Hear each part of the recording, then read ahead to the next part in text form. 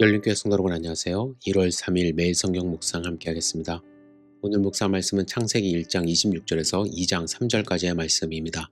함께 읽겠습니다.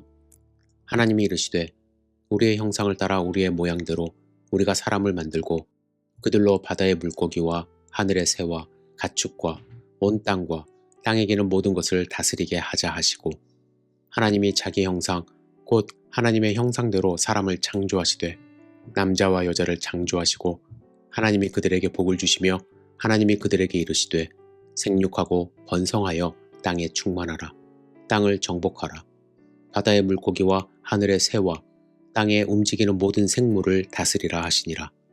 하나님이 이르시되 내가 온 지면에 씨 맺는 모든 채소와 씨 가진 열매 맺는 모든 나무를 너희에게 주노니 너희의 먹을 거리가 되리라.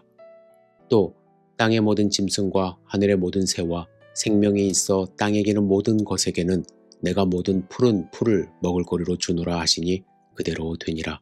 하나님이 지으신 그 모든 것을 보시니 보시기에 심히 좋았더라. 저녁이 되고 아침이 되니 이는 여섯째 날이니라. 천지와 만물이 다 이루어지니라. 하나님이 그가 하시던 일을 일곱째 날에 마치시니 그가 하시던 모든 일을 그치고 일곱째 날에 안식하시니라. 하나님이 그 일곱째 날을 복되게 하사 거룩하게 하셨으니 이는 하나님이 그 창조하시며 만드시던 모든 일을 마치시고 그날에 안식하셨음이니라. 아멘. 오늘 본문의 주된 내용은 사람을 여섯째 날에 창조하시는 말씀입니다. 우리는 하나님의 형상을 따라 지음 받았습니다. 하나님의 형상을 따라 지음 받았다는 것은 어떤 의미가 있을까요?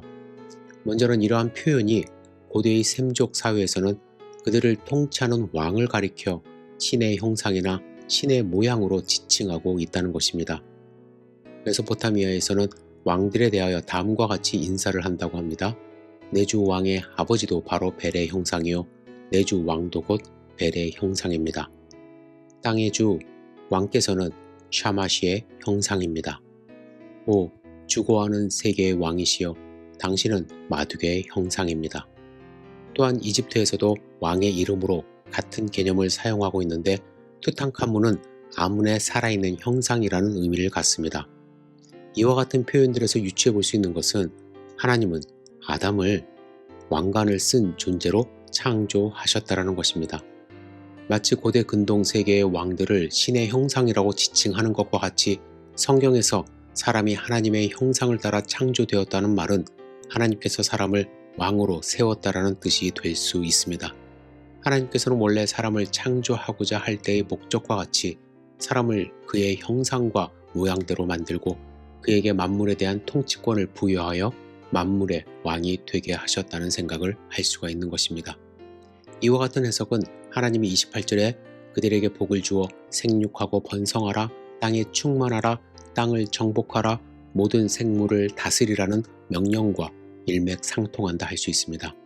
결론적으로 타락 전의 인간은 하나님의 뜻을 따라 창조 세계를 다스리는 왕으로 지음받았다고 할 수 있습니다. 그러나 인간이 타락함으로써 그 지위를 잃은 것입니다. 둘째로 하나님의 형상대로 지음받았다는 것은 우리들이 하나님과 닮게 지어졌다는 것입니다. 하나님이 피와 살을 가지셨다는 의미에서 아담이 하나님을 닮았다는 것이 아닙니다. 성경은 하나님은 영이시라고 말씀합니다. 그러므로 하나님은 육체가 없죠. 하지만 아담의 몸은 완전히 건강한 상태로 지음받았고 죽음을 겪지 않는다는 점에서 하나님의 생명을 반영하였습니다.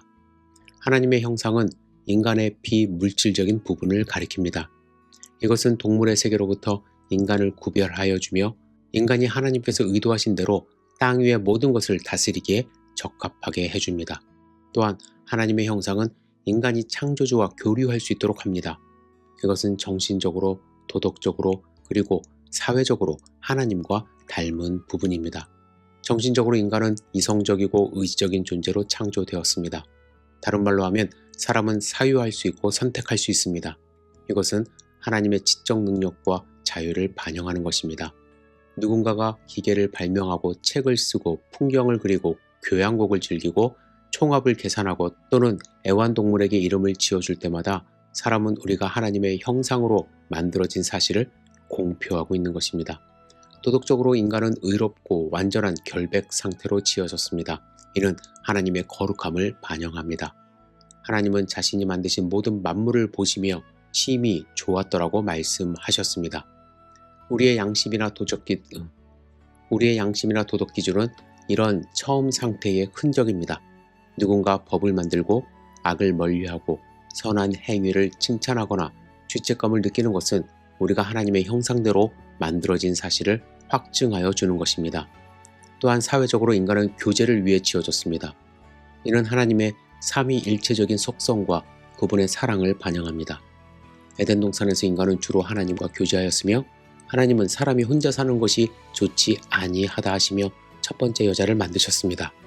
누군가 결혼하고 친구를 사귀고 어린아이를 안아주며 또는 교회를 다니는 것은 우리가 하나님의 모양대로 지음받은 사실을 보여주는 것입니다. 여러분, 하나님의 형상대로 지음받은 우리입니다. 그런데 우리의 삶을 돌이켜보면 하나님의 형상이 많이 훼손되었습니다. 하나님의 뜻을 펼치며 왕같은 제사장으로 사는 것이 아니라 세상의 종이 되어 끌려가는 모습으로 살아갈 때가 많이 있습니다. 여러분, 오늘 하나님이 창조하신 나를 묵상하시며 내 자신을 보시며 하나님의 형상이 회복되는 하루를 사시기를 주님의 이름으로 축복합니다. 인자하신 하나님의 모습, 공의의 하나님의 모습, 세상을 사랑으로 다스리는 하나님의 모습이 우리의 삶을 지배할 때에 하나님의 뜻이 우리의 삶 가운데 이루어지는 것입니다. 여러분, 오늘 하루를 어떠한 모습으로 사시겠습니까? 기도하겠습니다. 전능하신 주님, 창조의 모습을 회복할 수 있도록 인도하여 주시옵소서. 하나님이 우리를 창조하셨다는 그 사실을, 특별히 하나님의 형상을 닮은 모습으로 창조하셨다는 그 사실을 잊지 않도록 인도하여 주시고 하나님을 닮은 하루를 살아갈 수 있도록 주여 인도하여 주시옵소서. 오늘 하루를 온전히 주님께 의지하며 드립니다. 예수님의 이름으로 기도드렸사옵나이다. 아멘.